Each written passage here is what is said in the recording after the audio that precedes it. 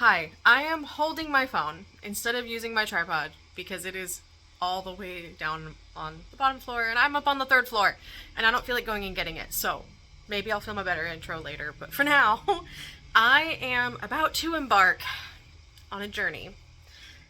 Can you see that? Yes, you can. I have a copy of Lady Macbeth from Libby, which I am going to be reading on my Kindle. Why do you care about this? You maybe don't, but I do, because this will be my third try with Ava Reid, and I really want to like this author. Everybody really likes this author. Well, not everybody, but a lot of people really like this author. She's like all over my Instagram right now with this book. Everyone is sharing the new reel that's out about the book that's coming out next year that's inspired by Ava Reid's love of the Hunger Games, so I cannot escape this author. However, I don't know if this author is for me. I really don't know if she's for me. I read Juniper and Thorn last year. I DNF'd it.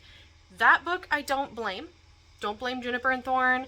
I was not in a good place mentally with my own body image thoughts and my own eating disorder issues at the time, and the thoughts of the main character in that book, her intrusive thoughts that she was dealing with about her body and the things that she wanted to do to it, were mirroring my own very, very much, and I was struggling very hard with that part of it, and I was just not in the headspace where I could enjoy reading it, so I put it down, and I decided that it's not going to be a book for me. I don't really feel like picking it back up just because of that.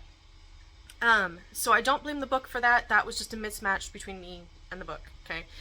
Genuinely, actually, all of this could be a mismatch between me and the book, to be fair. But that one was just a bad timing. We'll put it off to bad timing. Okay, the second book I read Ava Reid's YA book, A Study in Drowning, and I did not like it. I did not like it. I had so many issues with it. Maybe I'll dig up that video because I privated it. But maybe I'll dig it up and put a couple of clips in here at some point. Basically, I did read it all in like 2 days. I was really excited about it. I was like, okay, this will be my intro to dark academia. I've really been wanting to try it. Everyone loves Ava Reid. This book has amazing reviews when it's first coming out, and so I put myself on the library hold list, managed to get it fairly soon. Whew. Okay, so I had some major issues with the world building. I had issues with the interactions between Effie and Preston. There was some issues that I had that I could not get past, and I felt like the ending itself, where there's a whole bunch of time spent with this mystery, and I felt it was not necessarily dark academia in the way that the book was done, even though I have not read any dark academia yet. I have since read some dark academia, and I'm like, I still don't feel like it's dark academia. Gothic, yes, it had some gothic vibes, and there was like all of this setup with this mystery, and then the reveal just like came at you all in like a info dump where the characters didn't even do any work to earn that exposition. So, my third and final try. If this one does not go well for me, I just won't be picking up this author again, and she just won't be for me. And that won't be her fault. I'll just say, look, I've tried. I know that Ava Reid's writing style does not work for me. This is supposed to be a feminist retelling of Macbeth, okay? Or a feminist-inspired fan fiction of Macbeth, okay? So this is feminist Macbeth, is what I have been seeing all over the internet. Feminist Macbeth, okay? So, is Ava Reid gonna give me a book that I like that is feminist Macbeth? Let's fucking find out. Okay, sorry my face is so close. We're only like, I was only 8 pages in. I'm now like 15 because I had to wait for my AC to shut off. But I'm only like 8 pages in, and we get to this. We're talking about how pretty she is, and she's also smart. We got that she like learns a bunch of languages, she like knows a bunch of languages, and she's super observant. And then we get this, it's like, those aren't the reasons why she was important to her father, and so that he would like give her away for this like alliance, right? It is not an ordinary beauty. Whores and serving girls are sometimes beautiful, but no one is rushing around to name them lady or robe them in bridal lace. It is an unearthly beauty that some in Rybeard's court called death-touched, poison-eyed, witch-kissed. So Rossa was fitted with a gossamer veil, mesh and lace, to protect the world's men from her maddening eyes. And I'm like, from my remembering of Macbeth, it's been a long time since I've watched the play or read read the play. It's been a long time, but from my remembering, Lady Macbeth was not Lady Macbeth because she was pretty. Like, I mean, I guess we didn't really know, like, her origin story. But why do we need her to be, like, supernaturally pretty in the beginning of the book? Like, why do we need to harp on how she's just so supernaturally pretty? And also, we've made her a teenager. I kind of want, like, or a young, like, an old teenager, young 20s. She's young. Like, I wanted this to be, like, a strong, middle-aged female character. That's what I was hoping for, and I guess I can't hope for that. Anyway, less than 20 pages in, I'm already like, maybe this is not going to be the book for me. So we'll see. I did, like, skim a quick review, and it does indeed seem like this is a teenage character. The review was from, I can't remember the name of the magazine it was from, but it was like, Ava Reid's writing style is both, like, a blessing and a curse to this, like, this retelling. So we'll see what happens. Unlike her handmaiden, who has tiny breasts, her breasts are so full they need binding. Under her square-necked gown, why tempt a man with even the suggestion of treasure? Okay, I was hoping for my AC to turn off before I check with you again, but it is not, so we're just rolling with it. I apologize. So apparently, we're not really, like, basing a lot of this on the play. We've taken the characters and the set dressing, and we've kind of made up our own story. Because Macbeth has the witches imprisoned. Like, in the first 40 pages, we meet the witches, and they're imprisoned. Also, Lady Macbeth, Roskilde, Rosalie, however, apparently it's different in every language. She's 17, and even though she's, like, trying to present this, like, shy, timid person who doesn't know anything, she gets invited into Macbeth's war meeting and immediately is like, you should do this. And Macbeth's like, yep, we'll do that. But he's this, like, big scary barbarian, and the Scots are super, like, into animal sacrifice and barbaric rituals, and she's the only woman allowed to exist in the whole court. Immediately takes her handmaiden away, and she's never allowed to see her again. And that's what we're in like 40 pages into this. And I just feel like in the 2 books I've read from, I mean, I got 85 pages into Juniper and Thorn before I DNF'd it, and I finished the other one. I finished A Study in Drowning. And I just feel like Ava Reid does this thing where in order to make women powerful, they have to be, like, super torn down and, like, basically in, like, a horrible situation. And I don't understand why we can't have women who are powerful and have a feminist story where the women aren't in awful situations. Like, it just feels so ham-fisted already. And I'm trying not to be a dick, but I'm already like, maybe I just shouldn't read this. Like, maybe I know 40 pages in that this is not going to be the book for me. So do I finish it just because everything is content? Or, man, I don't know. This is going to be a rough one. Especially with, I know how many people love Ava Reid. So, this is going to be rough. I apologize ahead of time. Stop watching if you like Ava Reid. Stop now. Bye. I won't be mad. Okay, this actually bothers me so much to have the Weird Sisters be imprisoned by Macbeth. Because you're taking women who have actual power in this world, in this play, in this story, women who ultimately are Macbeth's downfall, and making them his prisoners? Like, how is it feminist to be like, oh, I took these characters who were these strong, empowered women who were not young and pretty but still had a lot of power, and I put them in prison so that I could illustrate that men in this story are bad. That's why I said it feels so heavy-handed. It feels just like men equal bad because men in here are so far toxic masculinity. Like, that's what we've been exhibited with the little bit of characterization we've got. And therefore, they must treat all women like crap. End of story. This is just a quick update. I'm like almost 100 pages in, and I'm really, really frustrated, like more and more frustrated with the fact that Lady Macbeth is not Scottish.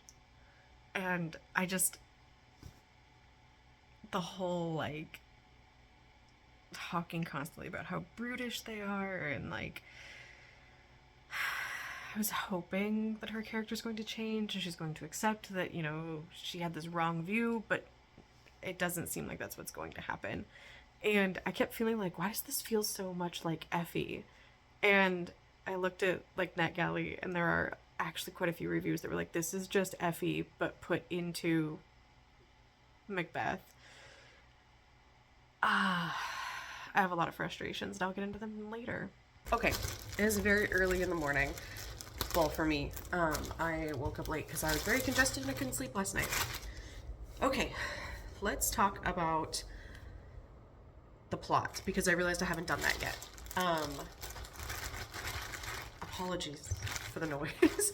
I gotta get out the door in like 10 minutes, and I make my boyfriend a sandwich for lunch, and I make the dog his breakfast before I leave, and then I gotta pack my lunch. So I'm like on a bit of a time crunch. But anyway, let's talk about Lady Macbeth. In this retelling by Ava Reid, Lady Macbeth is not Scottish. Lady Macbeth is French and has been essentially gifted to Macbeth as a bride because of her being like the prettiest pretty to ever pretty. And as soon as she gets there, she starts talking about how barbaric the Scots are and how essentially brutish and awful they are, how they don't treat their women well, as if anywhere in the 11th century Europe treats women well. So she's immediately concerned that Macbeth is going to be extremely violent towards her, though she has no evidence of this. We see no evidence of this. We see him being fairly, you know, large and imposing, because that's her biggest concern, is that since he is so large and imposing, he will automatically be a threat. And she constantly goes on about how big he is and about how small and frail and dainty she is. So obviously he's going to hurt her because he's just a big, scary man. I have a problem with this. I think as much as I dislike Godkiller, it's one thing that I do like is that she doesn't do that trope. Eowyn? No, that's Lord of the Rings. Whatever his name is in Godkiller that I can't remember because honestly I don't really care. He is like a big softie, and we see that more and more in like modern day romantasy type books. Big soft men. Like, well, I guess, sorry. T. Kingfisher has that in her romantasies, big soft men. And I love them for that. Her whole Saint of Steel series, all those men are at their core big softies. And it's very pleasant to see. Actually, I've worked with a lot of big dudes in like physical labor jobs. There's a lot of big dudes where I work right now. Most of them are big softies. They're like, don't want people to be afraid of them. So I know this isn't that, but I'm still like, come on. So anyway, so I'm like 100 pages in, and essentially she's plotting and conniving, but we don't know exactly what for, other than like to not have to sleep with Macbeth, which, okay, fair. She doesn't want to have to sleep with him, and that's totally fine. But instead of like giving her real Lady Macbeth energy, who is like a middle-aged woman who actually has, from what I don't remember the play as well as I thought I did, so I looked up some stuff, and apparently Macbeth actually treats his wife very loving. They have a pretty loving relationship in the very beginning of the play. It's only as like their personalities change that their dynamic changes. And I don't understand why we couldn't have done that. Like, in 100 pages, I feel like we should have had her come in with, we could have had her come in with these preconceived notions of these awful brutish Scotsmen and have her opinions changed. But no, we're just gonna lean in. Oh my god, this bread. We could have had her come in and have her opinions changed. We haven't had that happen. Instead, we've introduced some other characters, which is totally fine. I can't remember how many characters are actually in the play. I need to look it up, but I'm pretty sure these characters are in there. But my big thing is, like, why did we have to make her not Scottish? Even if we wanted to show the brutality of, like, the Scottish clans, which has been a thing for an extended period of time, I don't know why we need to do it. Scotland and Ireland have a long history of being persecuted by the English, and I don't understand why we need to now, like, why we need to do this. So anyway, I'm pretty sure we've introduced a love interest that's not Macbeth, and I also don't understand why we need to do that. I read a review on NetGalley because I was like, she feels like Effie. I think I said this last night. She feels like Effie. And am I the only one noticing this? And no, actually, a lot of the 2-star reviews are like, this is just Effie. And I don't understand why we need to do this to Lady Macbeth. And one of them was like, you took one of Shakespeare's most, like, badass women characters. And I read up quite a bit, like, in a very quick way, like, read a bunch of articles talking about Lady Macbeth in Shakespeare and what she represents, and how she's actually, like, a fairly good analysis of women and their roles in society at the time, and it's kind of forward thinking of the play itself, where Lady Macbeth talks about how much she dislikes her role as, like, supposed to be mother, and that's, like, all she's good for, and all of this stuff. And I was like, so why are we taking this woman who is just, like, terrified of everything that these men are going to do to her, and that's, like, her whole character? Go ahead. And someone said, instead of Lady Macbeth, who shapes the men around her, we get Effie, who is being shaped by the men around her. And how is this feminism? And I agree. Like, how is this? I'm so frustrated with the idea of a book is feminist because the men around the women are bad, and that makes a book feminist. That doesn't. You could say this is a feminine rage book, but does that make it feminist? And, like, genuinely, I don't think this does that well. We have a character who is using her ability to drive men mad with lust as a means of control, instead of a woman who is actually intelligent and plotting and conniving. And someone said Ava Reid took Lady Macbeth, who gaslit, gatekeeped, and girl bossed her way to the top, and replaced her with a woman who uses her body, essentially, because remember, she is the most pretty to ever pretty, and she has the most biggest boobs to ever boob, and therefore she drives men wild with lust, and she uses that as her means of control. And I'm just like, can we not? Can we, like, genuinely not? And I think that's the biggest thing that's bothering me about it, where it's, rather than it being empowering, and I get where I think it's trying to be empowering, like, she's controlling the access that men have to her body, but she's not. She was taught to wear this veil by a man to control the access that men have to her body. So it's like, okay, so she's taking that back and using it. Yeah, but it's the wording of it. Like, it's the wording of it. I'm not opposed to a villain. Macbeth and Lady Macbeth are villains in their play. But what bothers me is making her a villain in this way. That didn't need to happen. So anyway, she's manipulated Macbeth to get her some stuff by withholding sex from him until he does. And now we've introduced, I can't remember how to pronounce his name, so I'm not going to. Banquo's son is kind of become, like, a little bit of an ally because she has manipulated him because of his shyness and awkwardness around women. So she's been able to manipulate him, and just by, like, batting her pretty little eyelashes. And then we have now introduced Duncan's which we calling Duncan instead of Duncan, his 3 sons. And from the reviews I was seeing, more than likely one of them is going to become the interest. Either it's Banquo and Duncan's sons. are going to become the love interest because someone, quite a few reviewers said that she has the love interest who's like a very effeminate, tall, lanky man, and it's like, and like no problem to you if that's the men that you like, but why are we coding men who are muscular as inherently bad and toxic, and men who are effeminate and lithe and like, you know, skinny as not toxic, when I've met just as much toxic men on either end of that spectrum. So why are we doing that? I would like to know, because I feel like it's just bleeding into the stereotypical view of what the right thinks that we view as toxic masculinity, where if you look like a man, you are therefore toxic. And I don't think that's it. I basically just am reading this book and being like, this ain't it. So I'm gonna try and finish more later after work, and we'll see what happens. I've had a very long day, and I'm just starting to read again after zoning out on TikTok for like 30 minutes. Okay. I think I said this morning that I thought Lysander was going to be the love interest that some of the reviews have mentioned.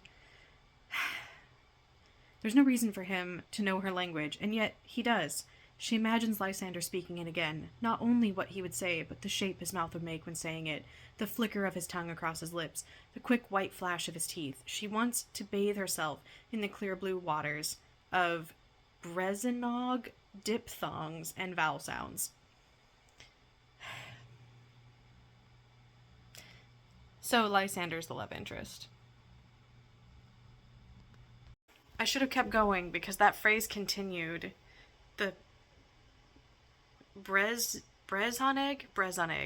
So she wants to bathe herself in the clear blue waters of the Brezonig, diphthongs, and vowel sounds, cleaning off the grime of Scotland. To do it, she would have to strip all her clothes, the veil, the ruby choker, and reveal her flesh to the air. Thinking of these things while looking at the Prince of Cumberland makes her face grow hot. She has to avert her eyes. Y'all, why are we doing this? Why are we doing this? I know I told you it'd been a while since I read Macbeth. I did print it out today at work so that I can give it a skim because I was in a mood and I was in my 4th hour of a meeting. But I remembered this morning how I was like, I don't even think Lysander's in Macbeth. Lysander's not in Macbeth. Lysander isn't in Midsummer's Night Dream. So we've added a character to make a love interest instead of just having a good marriage. You realize, does Ava Reid realize that you can have a feminist novel with a happy marriage? Or a feminist novel where both characters are the villain? Does she realize that? Okay, so we've just gotten to the first murder that they're going to commit so that Macbeth can become king. And apparently it's Macbeth's idea. He's forcing her to do it through, like, threat of violence, I guess. Do you want to know how she got into the chamber with the king so that she can stab him? She used her supernatural eyeballs. And she just, like, was like, let me in. And they were like, okay, because they're like hypnotized by her eyes. This is like, do you remember when Disney was like, we're making the live action Mulan like super realistic to the original story because we realized with the cartoon one we did not, and so they like did this whole thing, and then it came out, like, I didn't watch it because I refused to watch the live action remakes on principle of millennial nostalgia bait.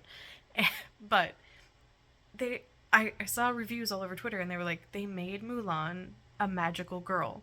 Instead of her being strong and powerful and able to, like, be who she is in her own right, they were like, no, girl, you got magic powers. That's literally what we just did with Lady Macbeth.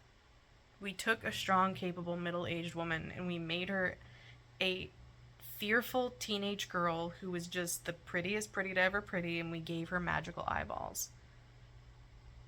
And this is supposed to be, like, empowering, I guess? Okay, so here's something I don't get. They killed the king, and then Macbeth took out the younger son to try and kill him, but he ran away, and he was going back to Moray. And Lady Macbeth was supposed to kill Lysander, but she instead fucked him. And then he took her prisoner for trying to kill him, and then Macbeth was like, nah, bro, I'm taking you prisoner. And then Macbeth was like, I need to leave to go fight the younger brother at Moray. I'm leaving you, Lady Macbeth, here to torture and get information from Lysander on how many men are going to be at Moray. If he's already gone and already there, why do they need to know? Like, what is the benefit of this? I don't understand the timeline. I don't understand. Of course, the AC kicks on just as I'm about to start talking. It has been a day. I'm back, and I have to say this before I start reading more. I'm at a point where Lysander is about to tell Roskilde, Rosalie, Lady Macbeth, a story about something about him after she's been like brutally beat by Banquo and his son Fleance. Both of them have brutally beat her, left her in the dungeon, and Lysander's about to tell her a story. We keep focusing on his like emerald green unnatural eyes, and one of the reviews said the whole thing about Lysander and the dragon was unnecessary, and I just need to say that I swear to God, if Lysander is a shifter, I might lose my shit. But I have a feeling that's what's coming. So I just need to get that out now, because for some reason, I have a feeling that's where this is going to go. And I'm not okay. Oh no. So, King Duncan, I will not call him Duncan, he's Duncan, asked for Lysander's room, who's supposed to be Malcolm, by the way. Like, in Macbeth, Duncan has two sons. They are not Lysander and Evander. They are Malcolm and a name that sounds kind of like Donald. I can't remember what it is. Anyway, he asked for him to have a room with no windows, and now in this story that he's telling, we're talking about a young boy who turns into a creature when he sleeps and needs to be in a room with no windows. I swear to fucking God.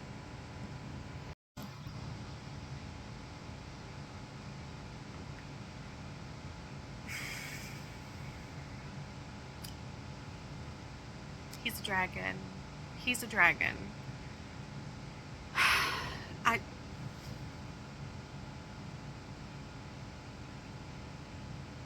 The story itself was interesting enough. Why is he a dragon?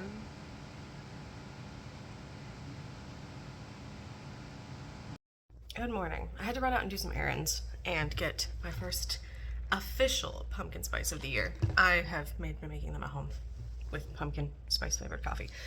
But I'm gonna try and finish this. Let me catch you up to where I think I stopped, because I know I told you some like things that I thought were ridiculous last night. So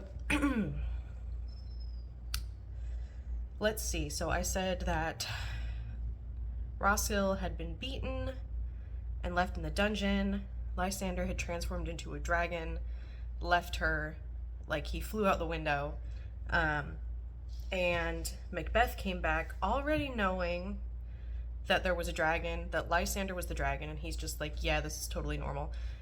He brought back Roskilde's coat of like 6 white animals that she asked for. One of them is a unicorn, and he made the hood.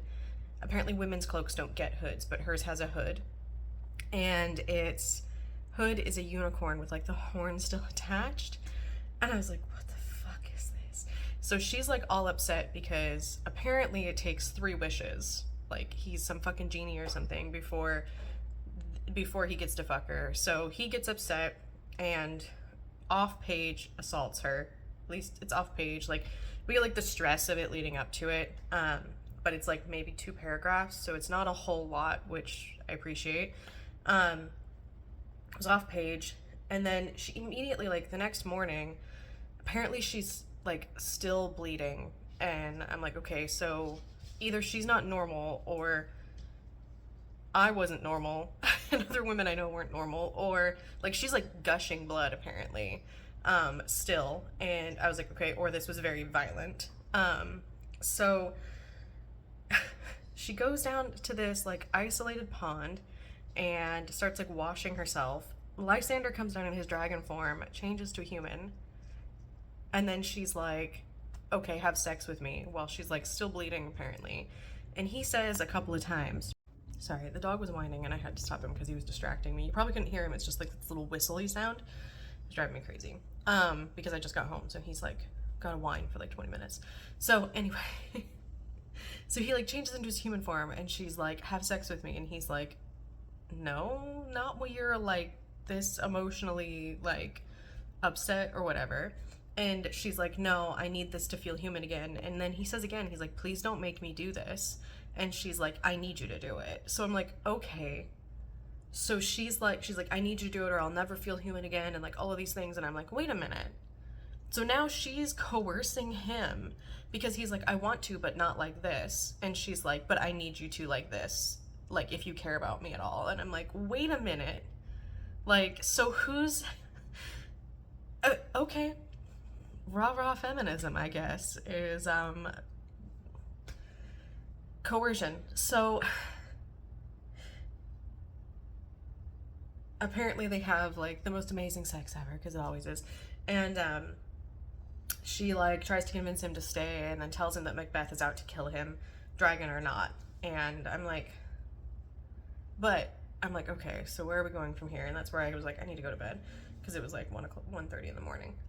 So apparently she's like, they both want to fuck in his dragon form, apparently. So that's probably going to happen, because he's like worried that because he still wanted her as the beast, he would have like tried to take her. And she's like, would that have been so bad? And I'm like, okay, so that's where this is going. I've got like 85 pages left, so I'm gonna try and finish them. I'm supposed to leave for camping tomorrow, so I've got a lot to do today. I told my mom I'd take her dog to the vet, so I've got to finish this by like in like 3 or 4 hours, which should be fine. But I also need to like pack my bag, roll up sleeping bags, all that stuff. My boyfriend did a ton of it last night, but I've got to do the rest of it. So, and I gotta go grocery shopping for camping, but I think I'm gonna wait until like it's dark and everyone else has gone already off to their camping trip, because we're not leaving till tomorrow. It's Friday, but my boyfriend has to work today, so we're not leaving till tomorrow. So I think I'm gonna go after. Anyway, that's not important. Back to the book. One of the women that Macbeth has changed in the basement is his previous wife, who is Lady Macbeth from the play. She's a witch now. She's one of the 3 witches. Macbeth has been given a prophecy that he will live until the wood ascends the hill, and that no man of woman can kill him. And I'm just prepared for an I am no man moment, but I don't think it's going to come from Lady Macbeth. I think it's going to come from fucking Lysander, because he's a dragon, so he's not a man. He's a shifter. I have a feeling that's what's going to happen. But either way, we're gonna get an I am no man moment. And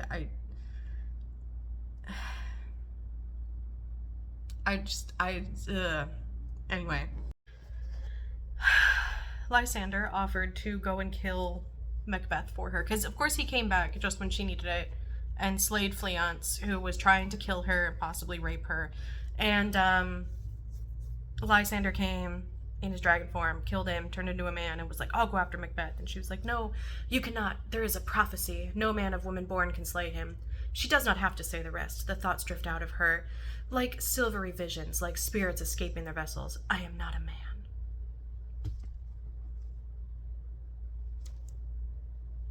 Okay, let's make this quick. I'm probably giving this a 1 star. That was my like gut reaction. That was my gut reaction that I gave it on Goodreads. And I'm like at the end, like you know, your Kindle is like, do you want to rate this? And I was like 1, because I don't even think that this has Ava Reid's normal like prose, right?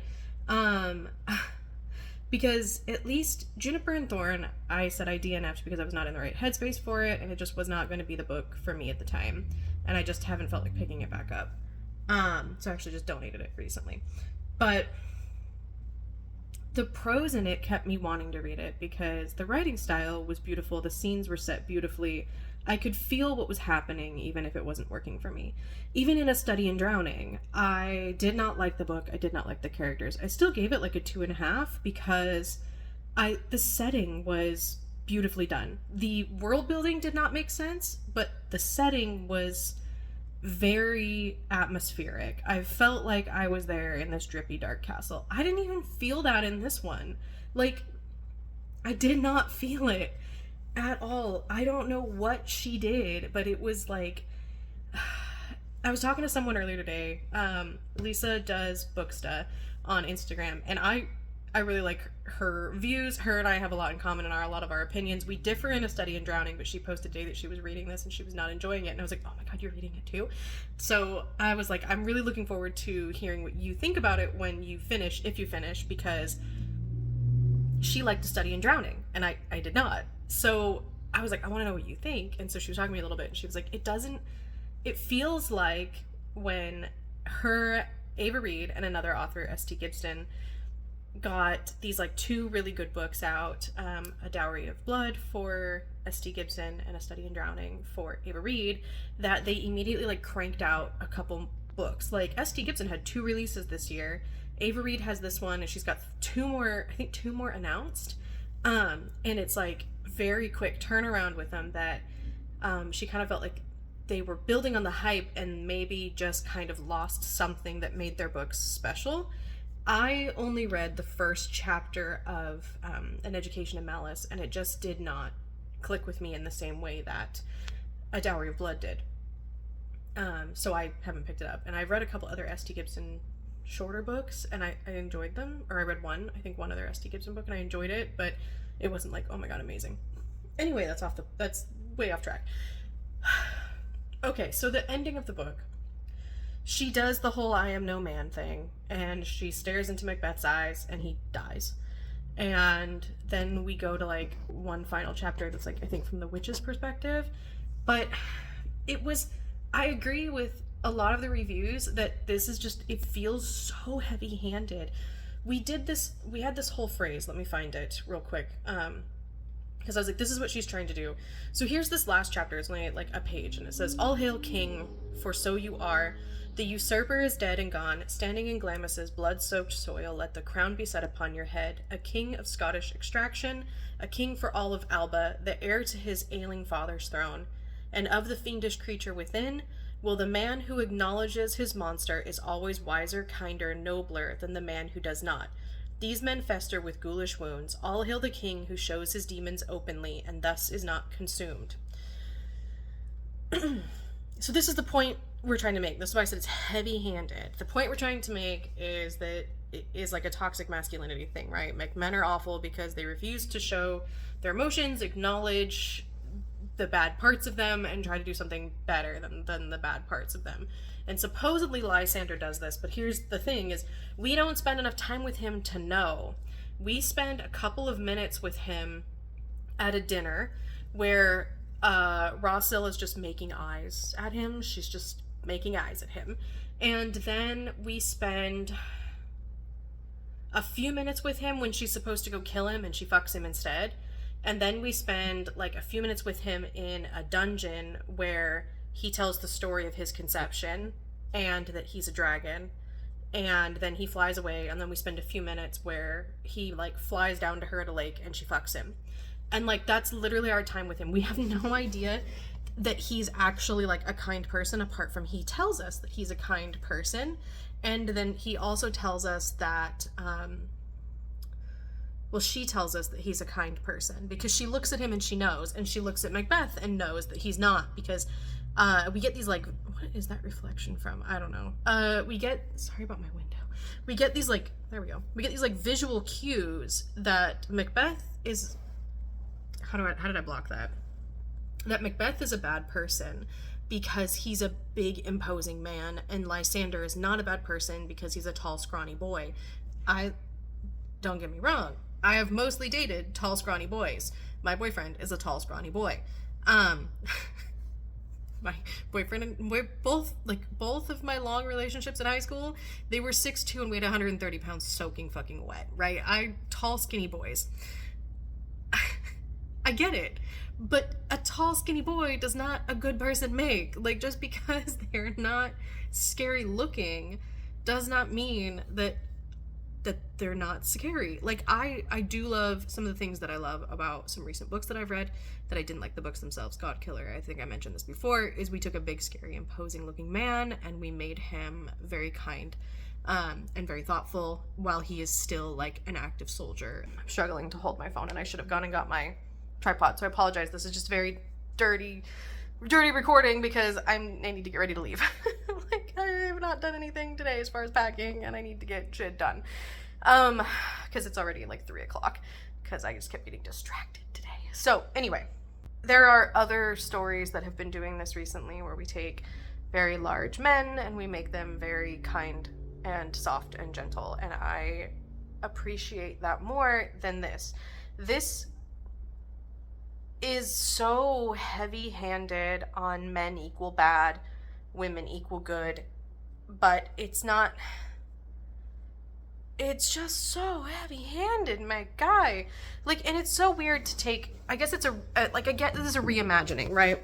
I get that it's a reimagining, but Macbeth still has this whole thing of wanting power for the sake of power is bad. We didn't need to do all this weird shit in order to retell something.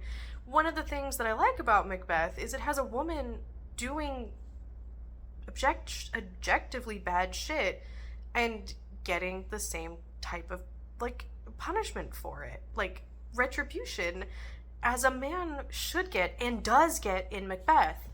Instead, I got, like, Effie writes fanfic of Macbeth. Is kind of what this felt like, where it's like, what if Effie wrote herself into Macbeth? And even in the end, we still talked about how beautiful she was. Like,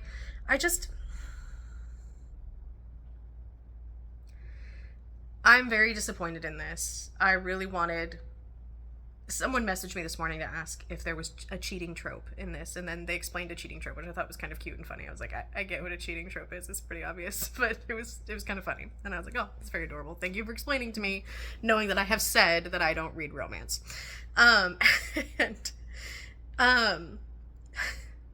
Sorry. I was like, well, yes, but I wouldn't call it there's cheating, but I wouldn't call it the cheating trope, like, because it was a forced marriage, and neither of them love each other, but she does cheat on him, like, immediately. And they were like, oh, and I was like, but, they were like, oh, okay, well, that's kind of weird, like, because they heard the forced marriage, they don't love each other, and I was like, also, Macbeth is kind of, like, a really bad guy in this, and she was like, oh, that's odd, because they were like, I love Macbeth, like, I was hoping this would be a reimagining where I just want, like, 2 murder villains who love each other. Like, that's what I wanted to read. And I was like, girl, me too. That's what I wanted to read. I'm so disappointed. Just want a couple who commits murder together. I was like, that should be pretty easy to find. So if you have any suggestions that I can pass on that are good, hit me up in the comments so I can pass them on.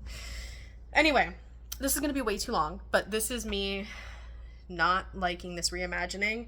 There are a few other reimaginings that focus on Lady Macbeth, and I am probably going to find them and try to read them, because this was not it for me, and I am very disappointed. So I am going to now go cook my dog's food and clean my bathroom and start getting ready. And I will check in with you soon with something else. I've read a couple of good books this month, so maybe I'll get you a couple short reviews.